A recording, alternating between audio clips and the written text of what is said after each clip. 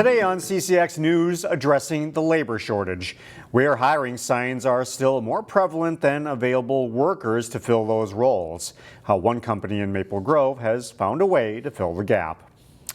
Upshur Smith in Maple Grove is filling vital roles in its workforce through a job training partnership.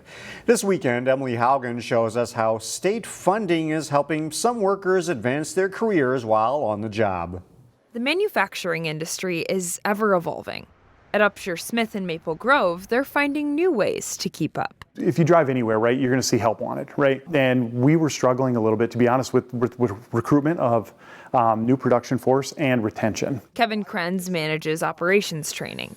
He says they were looking for ways to build up their workforce in-house. We know that we wanted to invest in our employees because that's our most valuable commodity, our people. That's where a partnership with Hennepin Technical College and a $226,000 grant from DEED comes in. Just to give them an opportunity to go to college, have success in college, and then allow them to open doors potentially for themselves in the future. In the 11-week class, students earn a Certified Manufacturing Associate certificate. It helps expand on just the general concepts of all manufacturing. Clint Stewart is a week into the hybrid class, alongside 90 of his coworkers. He says the skills he's learning are transferable. Making sure that things are safe, making sure things are efficient, making sure that the products are of the quality that you want, all of that goes across every type of manufacturing environment. HTC's Dean of Workforce Education, Melanie Wang, says this free program has a number of benefits, including college credit. The 2 credits and the certification credential can then be transitioned directly into a program at HTC. So students get a free start on an education and learn something new about their career. It's really just, we've got the knowledge and resources, and how can we tailor that to help fuel the future of the area workforce? In Maple Grove, Emily Haugen, CCX News. May and June are typically the busiest months for home sales. This past month showed just how much the market has picked up. In the Twin Cities, the number of new listings increased 20% in April compared to the previous year. Locally, listings were up nearly 10% in Plymouth, up 18% in Brooklyn Park, and 21% in Maple Grove. The median sales price for homes rose 4% to $385,000.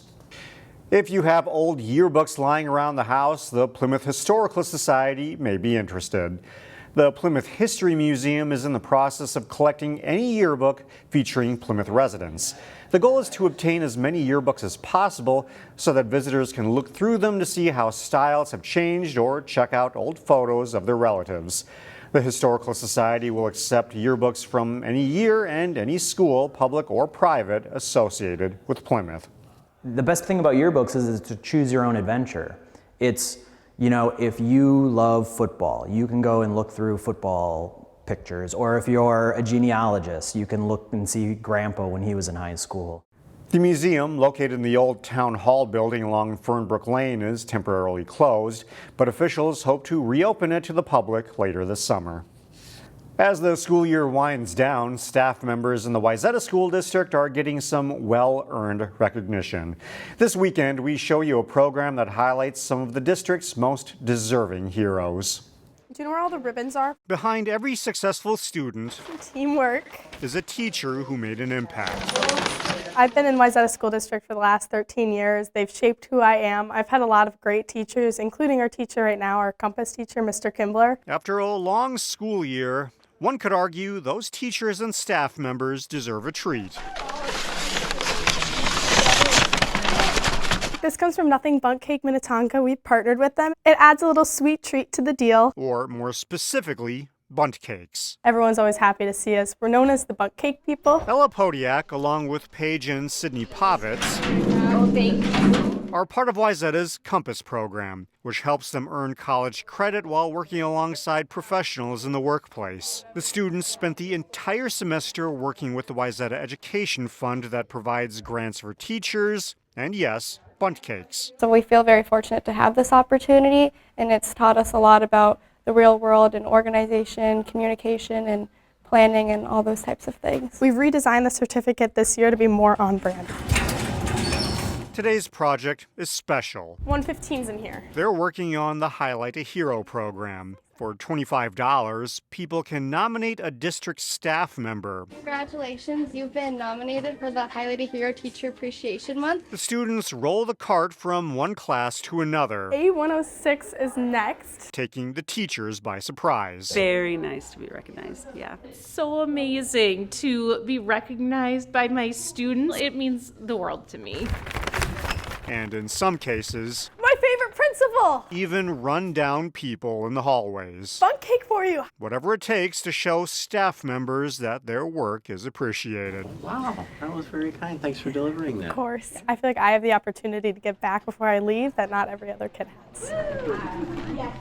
Every Highlight a Hero donation benefits the Wayzata Education Fund, which has awarded $500,000 in grants to Wayzata schools over the last 20 years. The Golden Valley nonprofit needs your help in putting on its annual fundraiser. One Good Deed is currently taking donations for its annual garage sale. During the sale, everything is free will priced, meaning shoppers can pay what they want for the items on site. All money made is donated to charity this year. All proceeds go to PRISM and YouthLink. Once we explain what we're doing and that everything is split between two charities, the 25-cent book becomes a $5 book because of the generosity of the people that are coming to the garage sale, which is very, very lovely. 2 trailers are available for item drop-off anytime through June 5th. They're located at 1315 Valders Avenue North. Any items in good condition are welcome. Christensen asks that you save a large item drop-off for the week of June 2nd. We'll have more details at ccxmedia.org.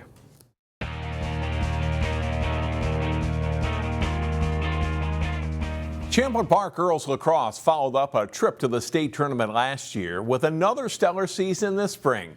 The Rebels finished with a 12-1 record and were runner-up in the Northwest Suburban Conference.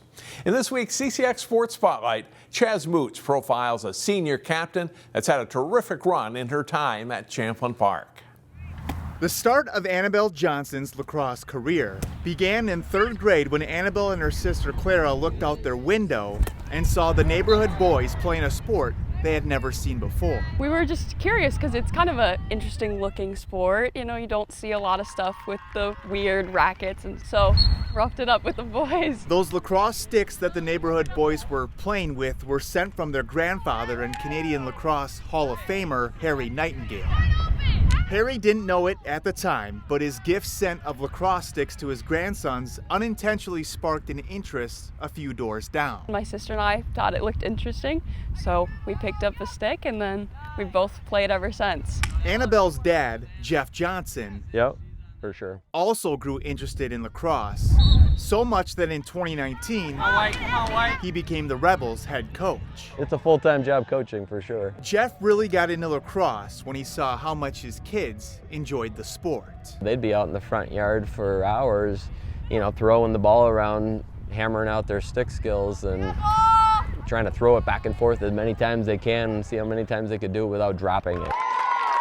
In high school, Annabelle started as a freshman for the Rebels. With each year, she got better and better. I think the boys' side of lacrosse is a lot more of like the power and strength and kind of like beating each other up. But I like how for girls it's more like the cradling and like the little dodges and like the kind of little finessey stuff. As the seasons have gone on, if you look at the stats, she's very balanced this year as far as her goals and assist ratio. They're like 50-50.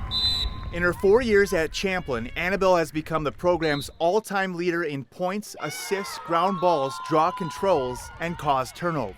There have been such good people that have gone through this program, so then to know that I've kind of beaten those numbers is like really surprising to think about. For her to be as good as she is, it didn't just come naturally. She didn't just show up one day and was, you know, a complete baller. She's worked hard at it. She's worked out every year in the off season and spent hours on the wall and continued to develop herself. Annabelle isn't limited to only lacrosse. She was a 2-time all-conference tennis player, and her GPA, right now, 4.24. About as good as her game. Yeah. The focus that she's had, whatever she puts her mind to, she wants to do it to the best of her ability. Being a good athlete like I can't make that all of my persona because eventually I'll get old and won't be able to play sports anymore. So I just try to be the best in everything I can do. Despite all the records broke and milestones passed, when her senior year comes to an end, it's her teammates that Annabelle will miss most. Definitely gonna miss the people the most and all the random little memories we've made along the way. Like all those little things that have just slightly bonded us here and there. She's as good of a ball player as she is a person, and I think that's, 1, 2, 3, that's the most important thing. Next fall, Annabelle will attend Northern Michigan on a scholarship to play on the women's lacrosse team. It's the same school that her older sister Clara attended and played on, making it a full circle moment for the Johnson family. In Brooklyn Park, Chaz Moots, CCX Sports. Thanks, Chaz. Another one of Annabelle's recent accomplishments was being named the 2024 Athena Award recipient at Champlin Park High School. An award given to Johnson for excellence in athletics, the classroom, and in the community. Section tournament play for the Rebels and teams across the state begin this coming week. For the CCX Sports Spotlight, I'm John Jacobson. Find more prep sports games and highlights at ccxmedia.org and follow us on social media.